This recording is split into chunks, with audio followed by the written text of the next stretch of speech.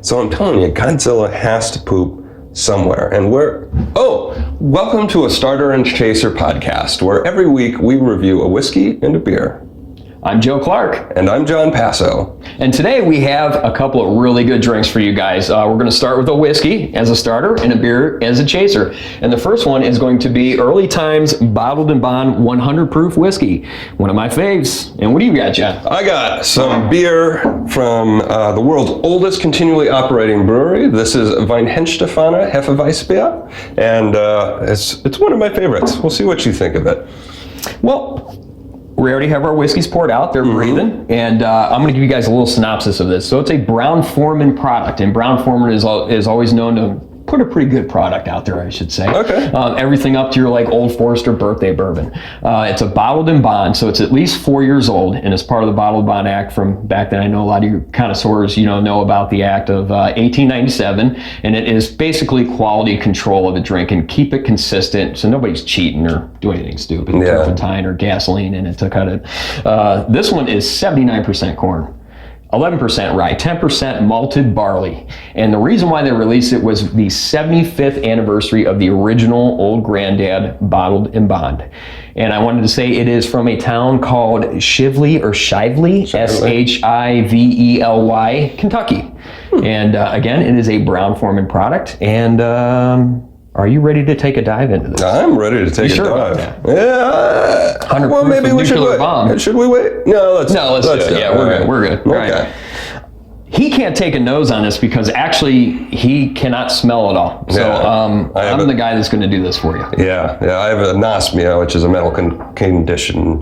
Yeah, let's start back a little bit. So let's do a deep dive into this. Okay. I actually won't be able to do this part with Joe. I have anosmia. It's a medical condition, and I actually don't have a sense of smell. So he's going to be providing all the aromatic and nose notes. So this isn't like a super complex bourbon. It is only $24.99 for a liter of it in Ohio. And for a Bottled and Bond product, I mean, you're getting a whole liter of it. It's really good. It's got a nice color to it. It's nice, and it's pretty dark for a low-end bourbon, you could say. You know what I mean? Or whiskey in general. And I'm going to get it. It's, like I said, it's pretty simple. It's more so just caramel, vanilla notes. Maybe a little fruity oakiness to it. All right. That's pretty much it. I mean, there's not a whole lot going on with this. It kind of straightforward. For me, on the back end is where it changes when you actually taste it. So let's taste it then. All right. Cheers. Cheers.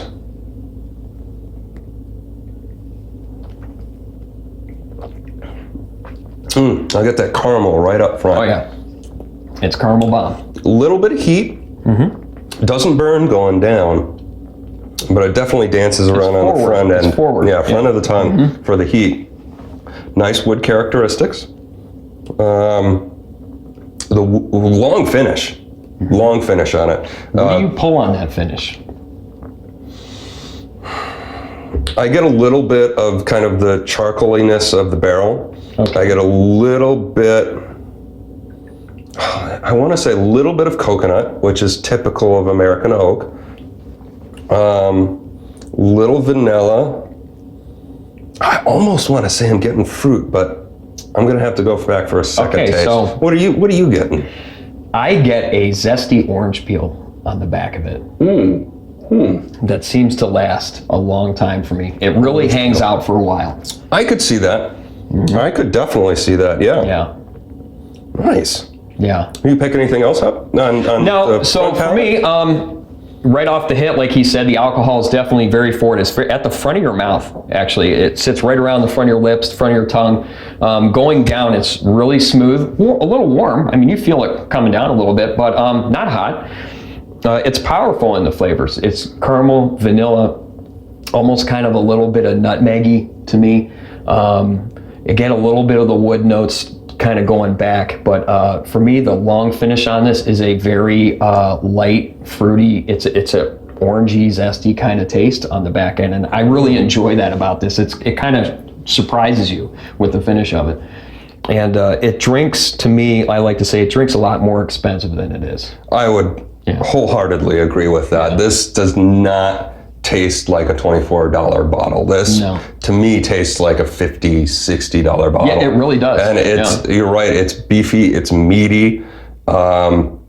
It's a very satisfying drink. Yeah, it's good. Yeah, this is my favorite, one of my favorite daily drinkers. I probably drink this every day more than anything, and I have a decent collection of bourbon, and I always go to this, and this happens to be my wife's favorite one. I think her top 2 favorite bourbons. No, you're gonna have to start buying in bulk then. Yeah. Good thing it comes in a liter. Yeah, right. It does last. All right, so well, we're going to take a short break here, and when we come back, we're going to be doing the Chaser. It's good. This is really good. I'm just going to sit here and keep drinking this until we crack some beer here. All right, guys? All right, we'll be back in a little bit. Probably a flash for you, actually. And we're back. We're ready to start with the Chaser. Worcestershire. Worcestershire, yes. Put it in, like Japanese and Chinese food. And stuff. Exactly. And they've made a beer into it now. Yeah, okay. So this is from Bavarian State Brewery Weihenstephaner. It is Weihenstephaner Hefeweißbier. It is a German wheat beer from the world's oldest continually operating brewery. Wow. 1040 AD. They're coming up on their 1,000th year anniversary, which is insane. It's a college, actually, in addition to a brewery, so you could study brewery sciences and a bunch of other stuff. But this is the gold standard for German Hefeweizens. I'm so excited. And this is actually real. Oh, I'm getting a full beer. We're not splitting beer. I'm getting a full beer. Yeah. Oh shit. Yeah. Okay. Yes. All right. Okay. So before we throw everything and throw it right out the window here. We'll cut around that. So what we got here is actually, this is pretty cool because Joe is finally getting back into beer. Right. It's been over 10 years since I drank beer. Just never really. Once the whole bourbon thing for me took over, I just didn't really bourbon, whiskey, scotch, all that. Kind of went away from it. Probably the best beer I've had in my world has been Stella Artois. We're going to change that. I hope so. For sure. Yeah, that's going to be good. Now this, you'll notice, has got a little bit of a hazy note, which is intended to be a Hefeweizen. It's got to be at least 50% wheat. Personally, I like a 60-30%. Look at that. Wheat to base malt ratio. Changing color. Look, it's like orange and yellow, and it's not hazy because of roofies, right? No, no. That's the proteins from the wheat that are giving it that hazy look. And actually, the yeast for this, which I won't tell you what flavors the yeast bring, but it's a very distinct flavor. If you brew this style at home and you want to do it traditionally and you want to do it well, you have to actually use Weihenstephaner's yeast strain. That's how old they are. This is the gold standard for the style. So a lot of good beers, because I know really nothing about beer, they usually give a nice good head like that. That's for the most part, unless it's like a sour, you do want to have a nice head on your beer, and wheat beers in particular usually give you just this head that goes and goes and goes. Did you see like those commercials with like Natty Light or Budweiser, and they're pouring it, it's like this. I'm like, that's never happened before. Yeah. So, what are you smelling on this one? Well, it's definitely beer. Okay, that's a good start. It's a good start. He recognizes it as beer. It's not Kool-Aid. Ecto Cooler was my favorite. Yeah, I don't know about beer, so I don't know if you're supposed to know anything, but I'm doing it because I'm a whiskey guy, and I just want to see if I can pull anything out of it. And for beer, yes, you do want to take a whiff of it. As whenever you drink any, whether it's liquor or wine or beer, you always want to look at it first, appreciate it with your eyes, because you really eat with your eyes. And I get like a soury, grassy note to it. Grassy, okay. Citrusy? Okay. Okay, that's about it. Like a citrusy, grassy kind of field wheat. Mm-hmm. Yeah, and grassy will be a note that you'll pick out of wheat beers, for sure. Really? Yeah, and citrus as well. So, Prost. Slanja. Gesundheit.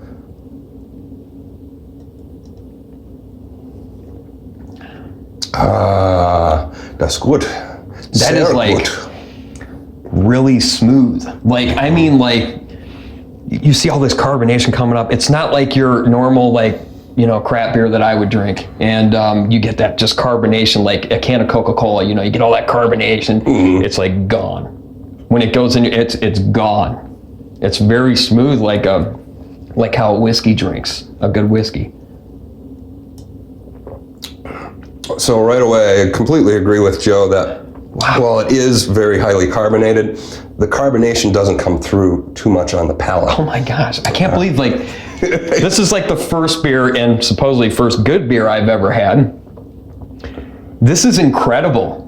I mean, we've hooked him. I'm not a beer guy, and this is incredible. Maybe I am a beer guy. You know, 1,000 years worth of tradition. What's the They proof tend on to it? learn a thing or two about how to make good beer. It's 5.4% ABV. So that's not bad. Now, typically, your German wheat beers are going to have an ABV of anywhere from 4.3 to around 5.6% alcohol. Wow. Anything higher than that, it's considered an imperial wheat beer.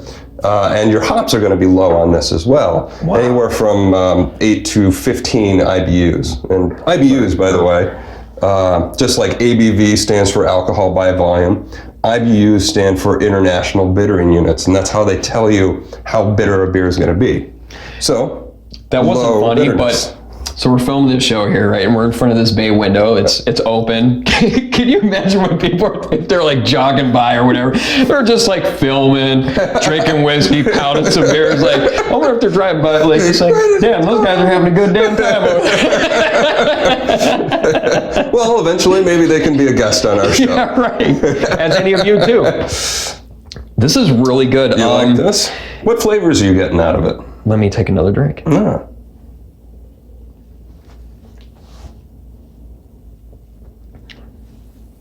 It's very citrusy to me. Okay. Yeah. It's very, man, it's very just like refreshing. Like, I want to sit on a beach with this and just chug some, pound some beers. You know what I mean? It's very relaxing, but back to flavoring. It's definitely got that grassy, weedy note to it. But yeah, it's kind of light citrus. Like, I almost get like lemon out of this. Okay. Yeah. Okay. Very lemony to me. Yeah. Ooh. The head kind of just stays there. That's really interesting. It doesn't deplete. That's a good wheat beer right there. For me, I get a little bit of the citrus that you're talking about, but that's more on the back end for me. Up front, I definitely get banana, and it switches to clove. Really? And that is actually the signature phenols that you get from the Weihenstephaner yeast strain, is banana and clove. And depending on what temperature you ferment the beer at, you can emphasize the banana or you can emphasize the clove.